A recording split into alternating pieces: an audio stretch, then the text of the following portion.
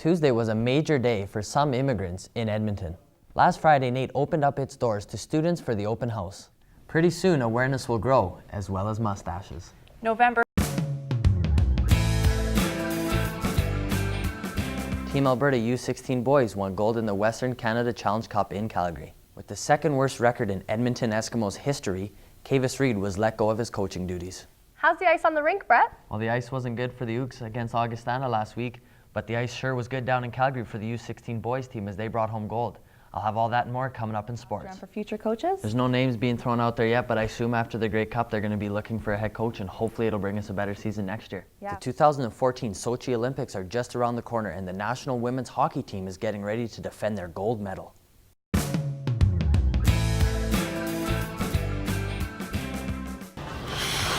The NAIT Dukes men's hockey team tryouts wrapped up this week. One thing is for sure, if I would have tried out, there would have been no way they would have repeated as ACAC champions.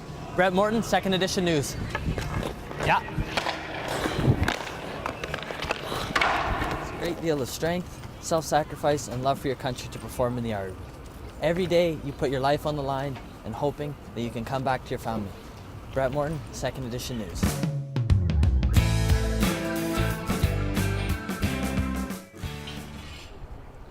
Monday morning, a wreath-laying ceremony at the City Hall cenotaph took place to allow family, friends, relatives, and the public to give thanks to the fallen men and women who lost their lives at war. Bob Walker has attended this ceremony since 1992 to give thanks.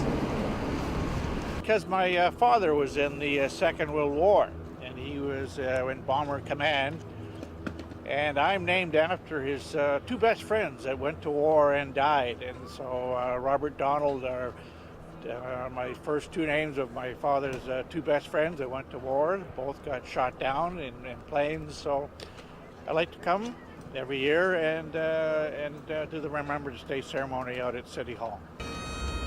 More than 1,300 Canadian soldiers are currently serving with task forces overseas. Armed force members were on hand at the ceremony to give thanks and show their appreciation.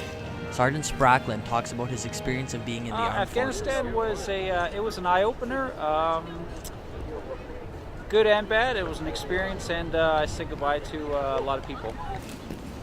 During the ceremony, a moment of silence was given in honor of the fallen soldiers. O Canada and God Save the Queen were played. A regiment of soldiers marched to the cenotaph to pay their respects. Taking a moment of silence and wearing a poppy is a simple way to show appreciation and honor our fallen soldiers who fought for our freedom. It takes a great deal of strength, self-sacrifice, and love for your country to perform in the Army. Every day, you put your life on the line and hoping that you can come back to your family. Brett Morton, Second Edition News.